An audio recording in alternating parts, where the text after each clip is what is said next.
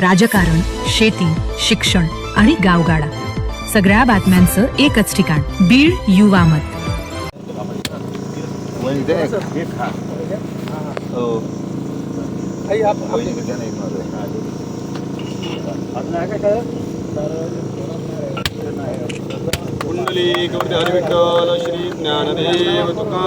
दुसरीकडे चांगल्या उपजाऊ जमीन आहेत.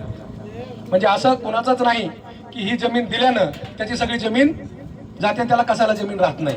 उलट मी माझ्या नजरेत ह्याचा असा फायदा समजतो. मी माझ्या भावाची जमीन, अंकुशची, शिवादाची, त्यांची सगळ्याच्या जमीन दिल्या. ही जमीन जे उत्पन्न न देणारी जमीन, ह्याचं काहीतरी गॅरंटेड उत्पन्न भेटतं आणि ह्याच पैशावर उरलेल्या जमिनी दरवर्षी सावकाराच्या दारात, बँकेच्या दारात जाण्यापेक्षा त्या पैशावर ती जमीन कसायला त्यांना मदत होते. हा मोठा फायदा सध्या तरी आहे आणि त्याच्यामुळं दिली पाहिजे. दुसरी गोष्ट, ESR जो फंड आहे कंपनीचा, 100% आपल्या गावाला जमीन दिली म्हणजे कंपनीला जो काही फंड जो खर्च करायचा असतो ते आपल्या गावातच करतील, नाही करतील याला काही कारण नाही. आणि करावा ही बापूने विनंती केली, ह्याचं तुम्ही नक्की नोंद घेताल. आणि जे जे काही तुमचे सामाजिक कार्यातले प्रोजेक्ट राहतील कंपनीच्या मार्फत, त्या प्रोजेक्ट तुम्ही आमच्या गावातच राबवताल. आमच्या गावाचं कल्चर तुम्हाला आता इथं राहिल्याच्या नंतर कळेल. बाकी प्रत्येक गावापेक्षा अतिशय चांगलं गाव आमचं आहे. इथलं कल्चरच असं आहे की सहयोगाचं उदंड नाही.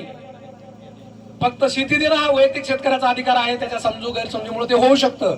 पण माझी शेती असती तर मी 100% दिली असती आणि ती माझ्या फायद्यामुळे दिली असती, कंपनीच्या फायद्यामुळे नाही. त्याच्यात माझा फायदा आहे. माझा फायदा काय? ह्या शेतीतून भेटलेले पैसे मला दुसऱ्या शेतीमध्ये खर्च करायला आणि तिथं उत्पन्न काढायला भेटतात.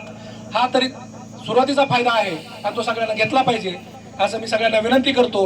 आणि गैरसमज, रुमर जे पसरवतात त्याच्यावर कुठल्याही शेतकऱ्यांना लक्ष देऊ नये ही एक शेतकऱ्यांना विनंती करतो. जय हिंद, जय महाराष्ट्र. आणि भैयाला विनंती करतो की भैयानं मार्गदर्शन करावं.